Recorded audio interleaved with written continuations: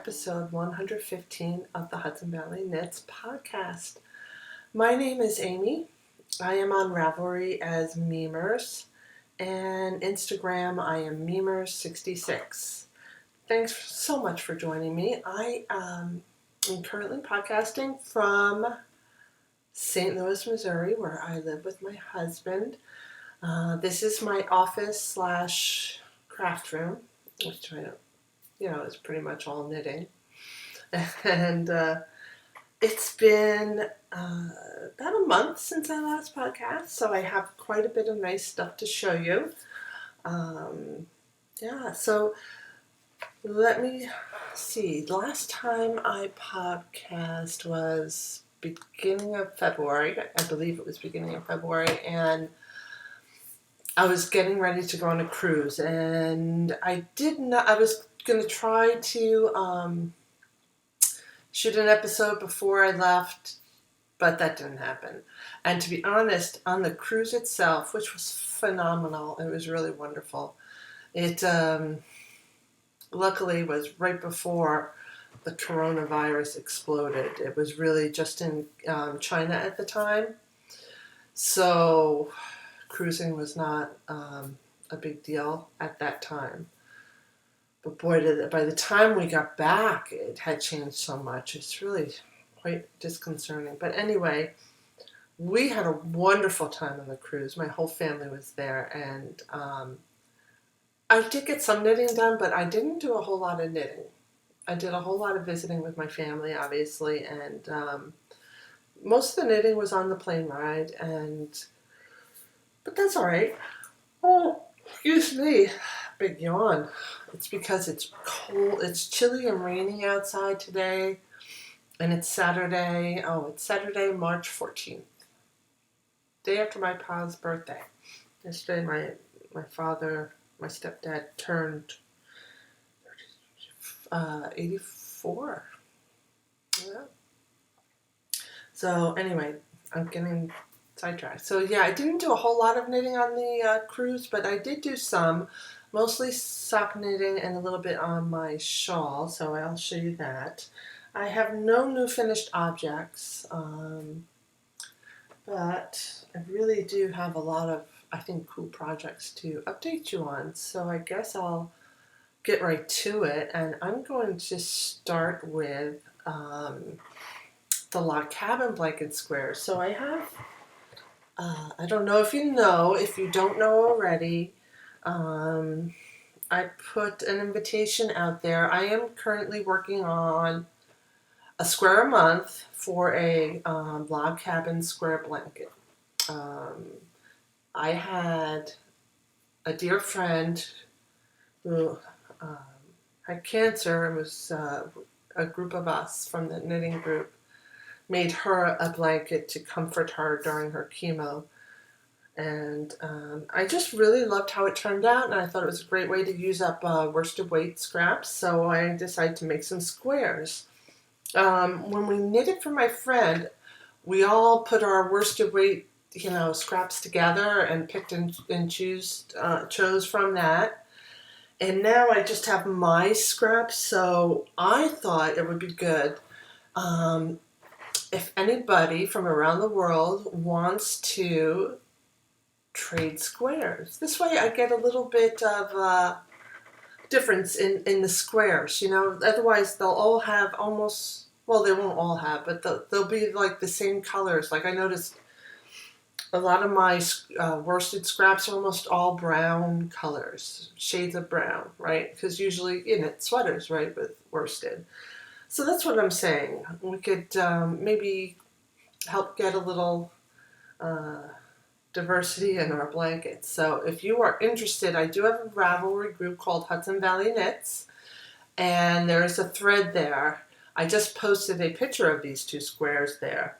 And the idea is if someone posts a picture of a square that you like, and the square should measure close to 14 by 14, by the way. And then you, it's this free pattern here by Berry Pink, whose name is Stacy Perry. It's a log cabin scrap blanket, but I think when you look it up in Ravelry. It's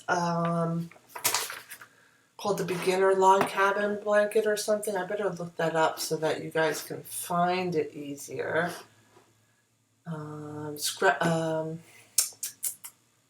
Learn to Knit a Log Cabin Blanket by Stacy Perry. Yeah, so that's what it's on Ravelry. So if you want to make one, if you don't want to trade, that's fine. You can make your own, but it's a great pattern if you do want to make one. So here's one.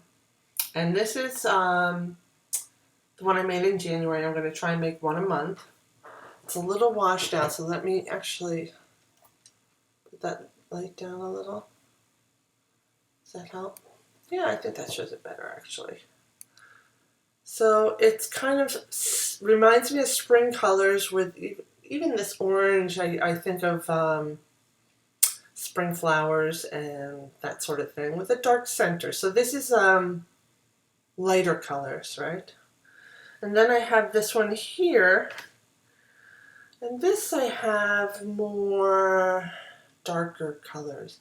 Now, with this one, I use this one. This here is like a purpley hand spun, and it's really, I shouldn't have used it. It's really more of a fingering weight, and it was very poorly spun. It was when I was learning to spin, and it actually doesn't look very nice there. So you can't really tell when it's lying flat, but it's doesn't even feel nice. So just disclaimer, but the imperfections are what makes it perfect. Oh yeah, there's a good. Let me do that. And so these two are up for grabs. If you have made one and you want to trade with me, let me know. And yeah, we can make arrangements. And you know, honestly, who knows what's going to be happening in the next few months, if we'll even be able to mail things to each other overseas. I don't mind personally mailing overseas if you want to, if you are not in the US, but if you are, we should probably do it soon, right? Because with all the crazy stuff going on with the coronavirus and all that, I don't know. But so I have two. The pictures are in the thread, and they're, you know, in my Ravelry project page. And I need to cast on one for March still. I'm gonna put the light back so it's shining on me. I think that's better. Am I washed out? Should I put it back down? Whatever. Yeah. So let me show you. I guess I have this huge basket. I got this basket. Geez, you know, every time it's a good thing. Don't get me wrong. I pick up. I lost the woman that I made my group made the blanket for, Sandy. She was like my best friend, and she's been gone not quite a year yet. And every time I pick something mini up, it brings back memories of Sandy. But this I got in Stitches United, I think 3 or 4 years ago. The last time it was in Connecticut, which it was supposed to be in Connecticut again this year. So, and I think it goes on after Rhinebeck, but I'm not sure. But anyway, I got this basket at Stitches United. It is one of my favorite baskets, but I have to say, well, it's starting to break here. The handles aren't lasting very well, so if you get a big market basket, you really can't, like here you can see it's ripping off. And it's a little disappointing, right? Because you think it's bigger, you think you should be able to carry more, right? But anyway, the handles on this one are very nice, but the where it's attached to the basket is not. So that's that. But inside I have, I mean, this is jam-packed with worsted scraps, and you can see brown, brownish red, brown, you know, and then a few colors. And some of it's hand spun, some of it's not. This is actually Yowza, I think. But yeah, I have a whole, it's either brown or blues, really, for me. But yeah, I think maybe after I record, I'll go in, I'll dump the basket upside down and pick some colors for the next square. I am knitting these on a size 8, US size 8 worsted weight. All right, so that is my first. Actually, yeah, I'm excited kind of about starting the next square. All right, what's next should we talk about? Let's talk about, what's in here? Oh, let's talk about the socks. What's this? Oh, yeah. I have a pair of socks, and you know, it's terrible. I can't remember the woman's name that I traded with, but another basket. I think I got this from Molly at a homespun house.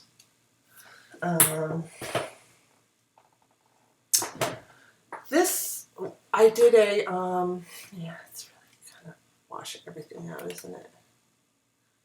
This I did a swap with, on Saratoga Knitter, Knitting by the Sea podcast. She had like a holiday swap, and the person I swapped gifts with made this beautiful bag for me, and I really love it. So I've been using this to knit on my,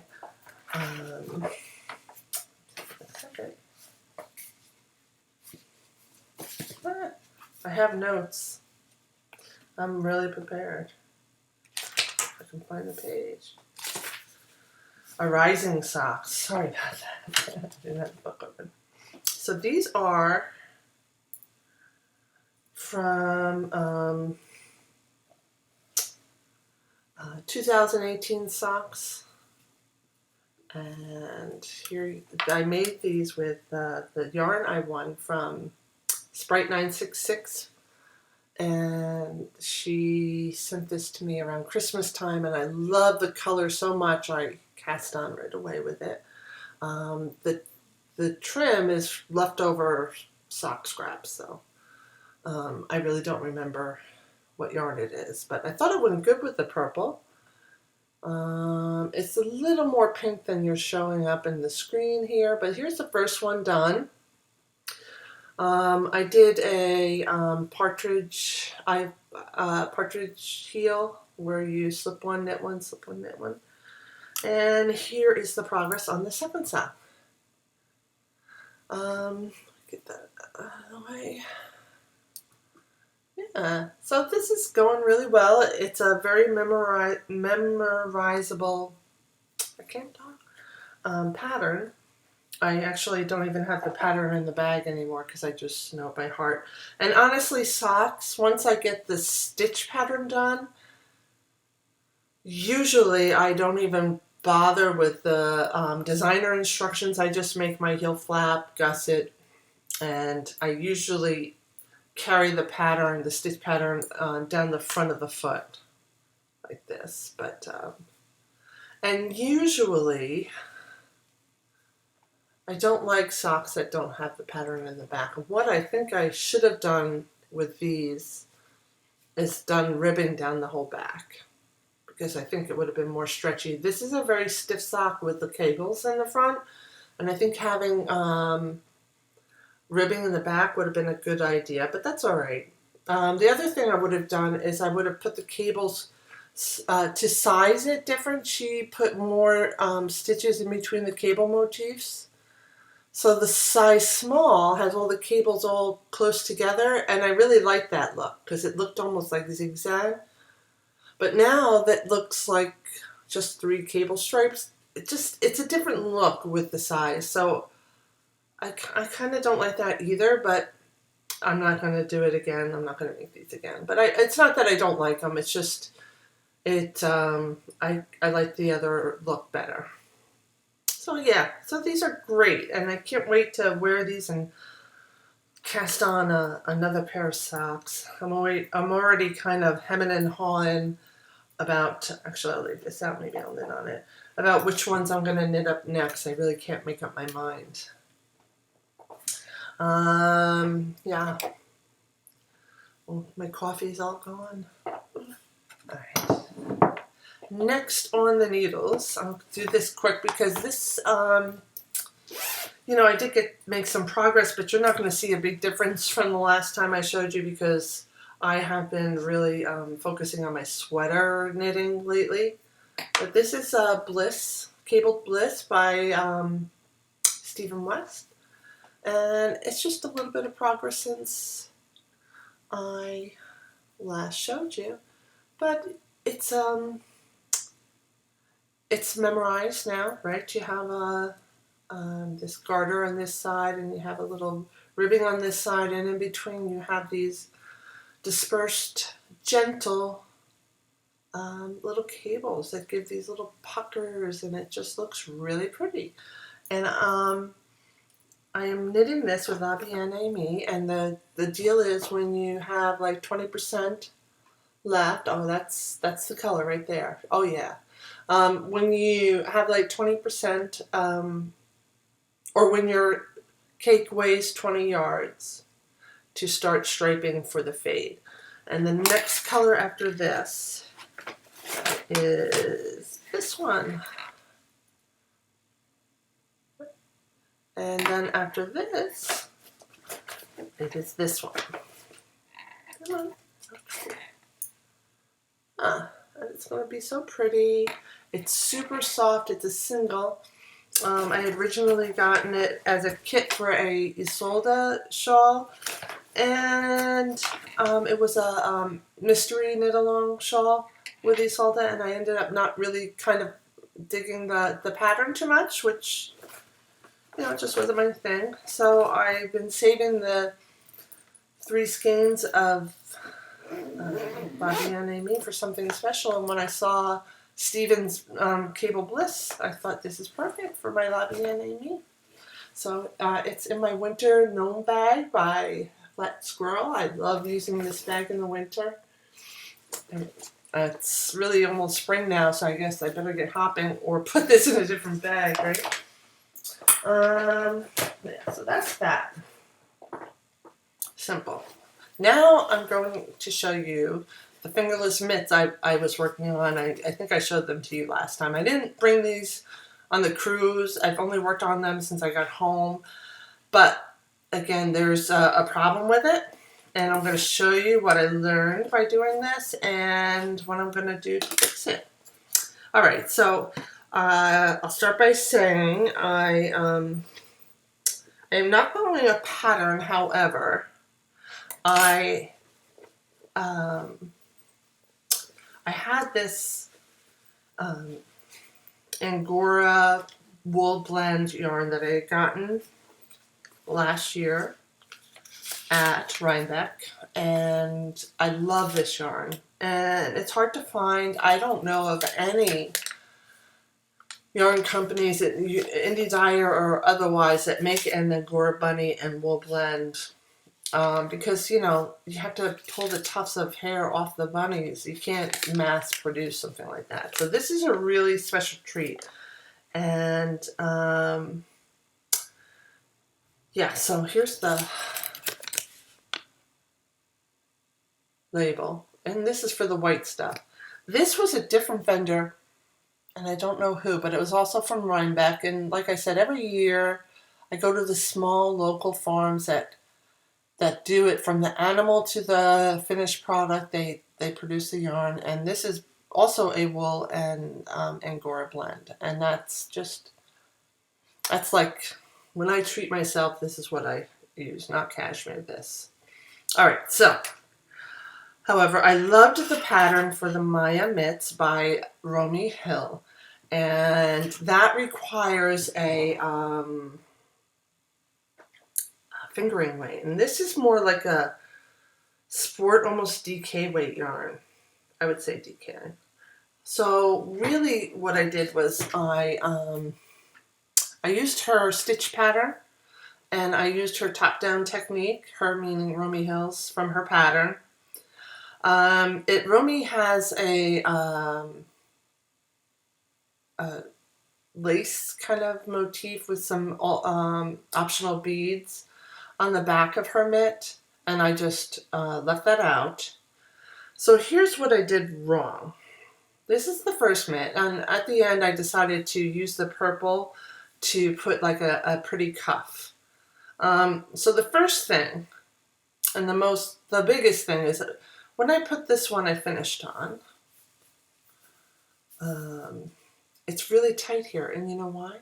Because I didn't make a big enough gusset for the thumb. Here's the gusset right here. And I did, I took the chart from Romy Hill's pattern, and in the chart she decreases every fourth round, and I was doing every other round. So I got a much smaller gusset, and I feel the pull right here. And then when I added the lace motif at the bottom, you see all the white there? I am going to knit it inside out next. I'm going to add it so that when I have the cuff, it will look nice and neat like this. So what I'll do is when I'm ready to add this lace motif, I'll just turn the whole thing inside out and add it on there. So now I am on the second mitt. This is going to be for this hand. First of all, again, I wear an eye watch all the time, so I hope this is going to look okay with my eye watch. But the thumb, this one I did right, and you can see, it's hard to show you. The gusset ends all the way down here. It's perfect, it's comfortable, and yeah, so I decided this was an opportunity to not only fix the thumb, but I wanted to make them longer, so I can make this one longer, and I can also fix the cuff on this one. It may mean wasting this yarn, but we'll see. I was thinking I could take this yarn and put it in my scrappy blanket. I think it would be enough for a square in my mitered square blanket, which is downstairs in my family room. So that's where I am with this. I actually haven't worked on it because I said, you know what? This is a perfect mistake to share with the ladies that watch my podcast, and possibly men. But yeah, you can see it's just so much. This one is so much better. I don't know if you could see the pull on this hand and the lack thereof on this one. And I'm going to make the white go down not much further. I think just maybe a couple more rounds, and then I'll add the lace trim. And the other thing is, I copied this from one of my stitch dictionaries, and now I forget which one I used. I'm going to have to go through them. I don't even remember which book I pulled it from. Yeah, I should have written that down. I looked in my my notebook. My knitting notebook is actually downstairs as well. And I kind of write stuff like that down in there, but I didn't. Usually I would even like draw a little mini chart because it's not a big chart. But anyway, so I will be ripping this out down to where I joined the thumb, and then I will be knitting from there down all over again.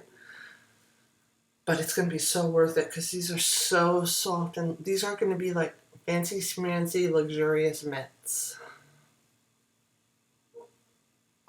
I don't want to take them off. They're so soft. Oh.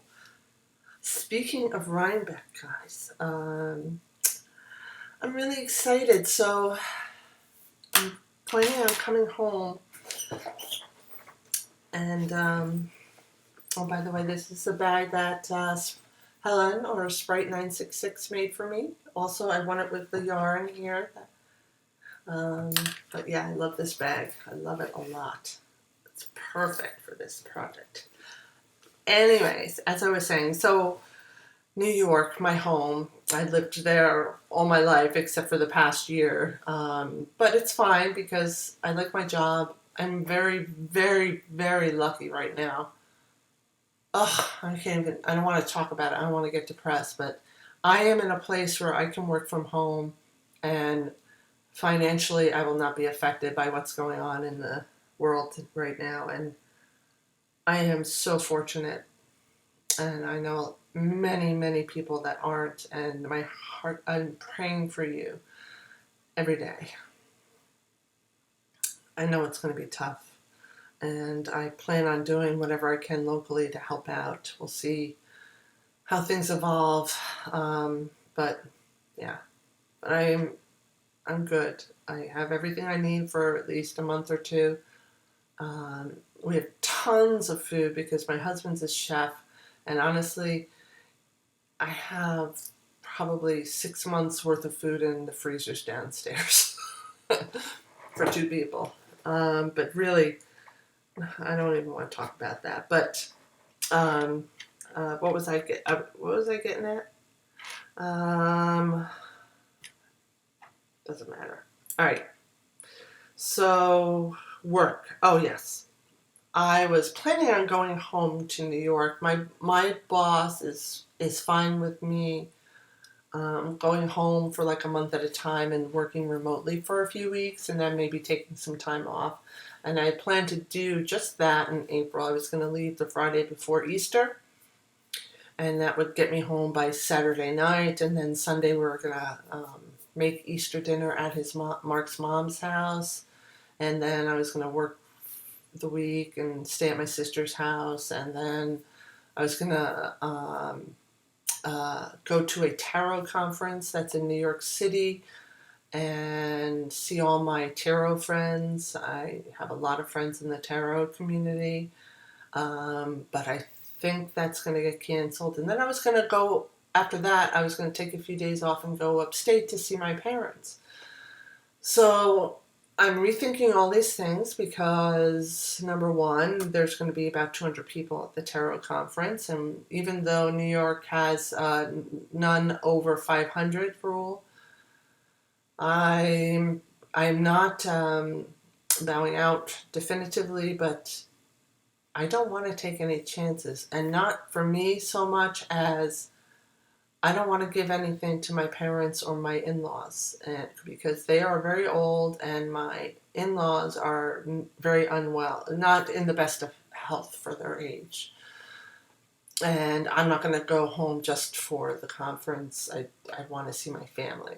But I don't want to bring disease in. Plus, it's everybody that I know that lives in New York is saying there's nothing in the grocery stores. Zero, zilch, nothing.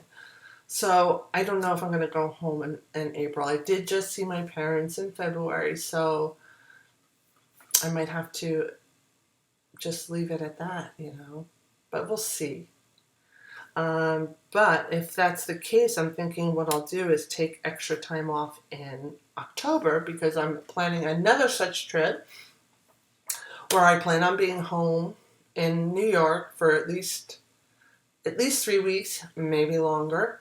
And if I don't do April, I'll have the vacation time I would have used for that tarot conference. I will maybe take 2 weeks off in October. I don't know.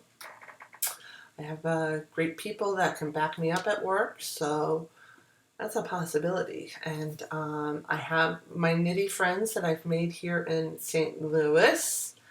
We're all going to rent a house together, along with my daughter Rachel and my friend Solange from New York. We're going to rent an Airbnb up closer to Rhinebeck, and it's going to be a blast. And I can't wait. I'm so excited. So there, I'm really, really, really stoked. Yeah. Okay, so that is that with the myths, and I saved the best for last. These I have to work on. I have to concentrate because I have to rip out and fix things. So I have been working on the luggage sweater. This is another project. I did not take it to the cruise with me. I just took the socks and the shawl, but I've been like a maniac knitting on this. Here's another basket in my basket collection. I got this in Rhinebeck many, many years before they were even popular. When I still lived in New York, I got this basket in Rhinebeck, and It's the best made one of all the ones I have. I have no idea where it came from, but it is the best made by far. Anyway, I used Stash for this. The only thing I had to buy yarn for was the body part, which wasn't a lot because, with the lovage, the yoke goes down pretty far. I have a huge, I think I posted a picture in the last episode at the end of all of the 2-ply stash I have. And I just picked through it and used what I have. So I finished the yoke, and I'm about to show it to you. Wait, surprise. Now it's not blocked, but you will see. Hold on, I'm fixing it so it's smooth on the needles. Ta-da! Not bad, right? For a non-color person like myself. I really love how the colors are working together.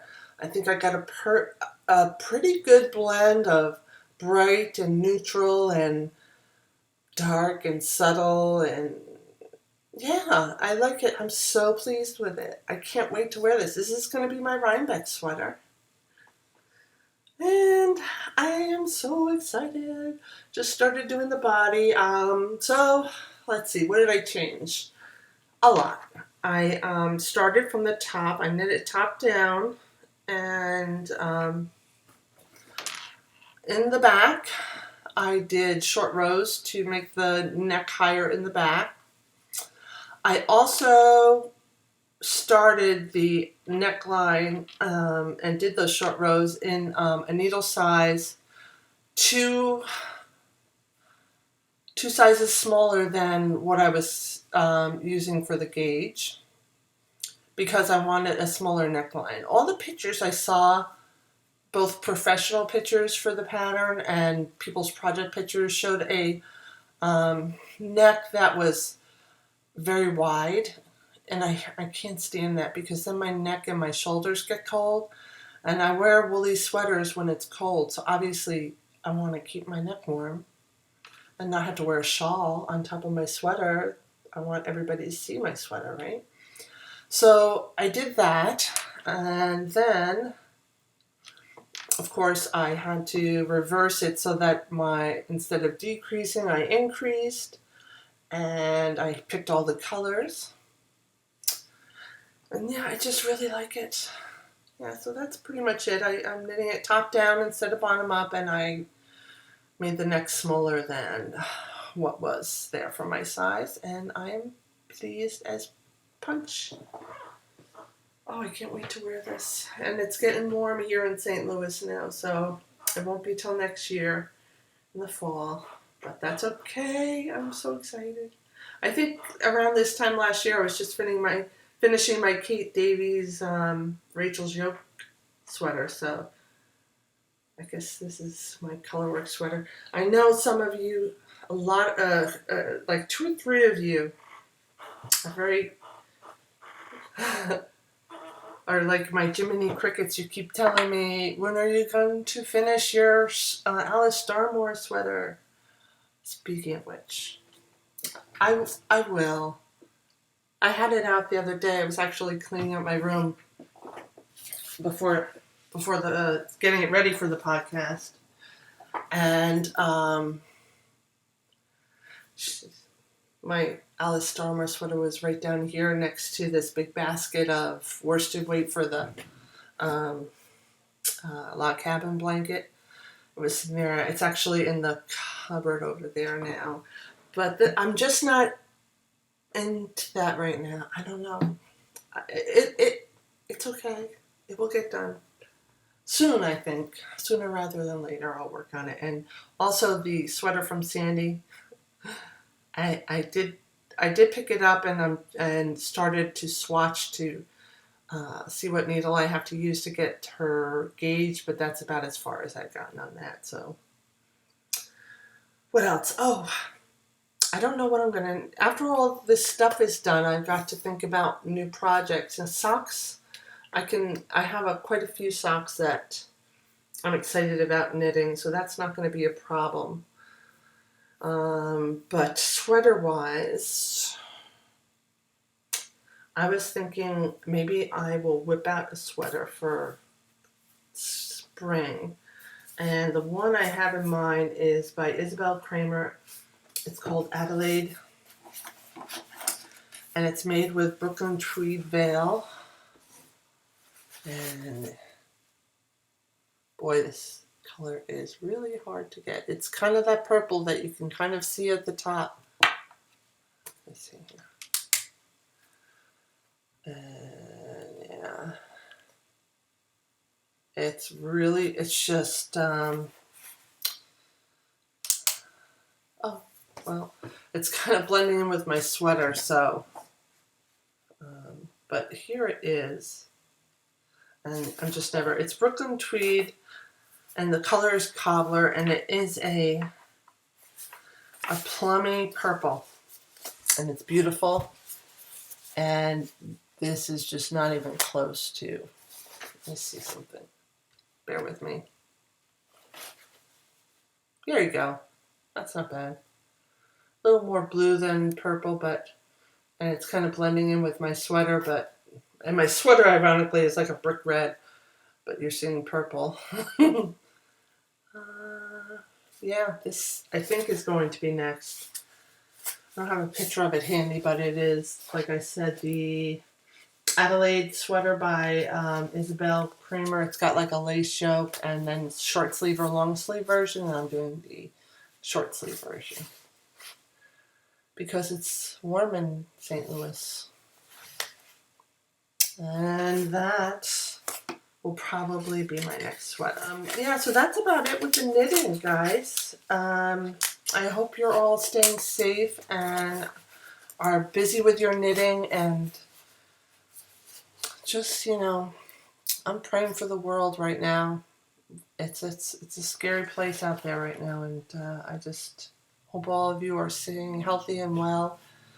And it's times like these where we appreciate, it makes us appreciate more the good days. So I hope you all stay well, and hopefully I will see you again soon. All right, thanks. Bye. So I just realized I'm wearing the same exact sweater and sitting in my office, which is exactly what I was doing in the last episode. I'm sorry for that. Next time I'll make sure I wear a different sweater. Obviously, this is my favorite. It's Spiritual Fiberworks Birte. It's merino cashmere silk, and it's soft and drapey and warm, and it's Joji Locatelli's springtime sweater, and it's a boxy sweater, and it's just the best. It's my favorite, so I can't help it. But next time, I promise I'll wear something different. Next time it'll probably be too warm to wear a sweater anyway, so there you go. I'll probably be wearing a shawl, but I just wanted to say I'm sorry for that. Bye.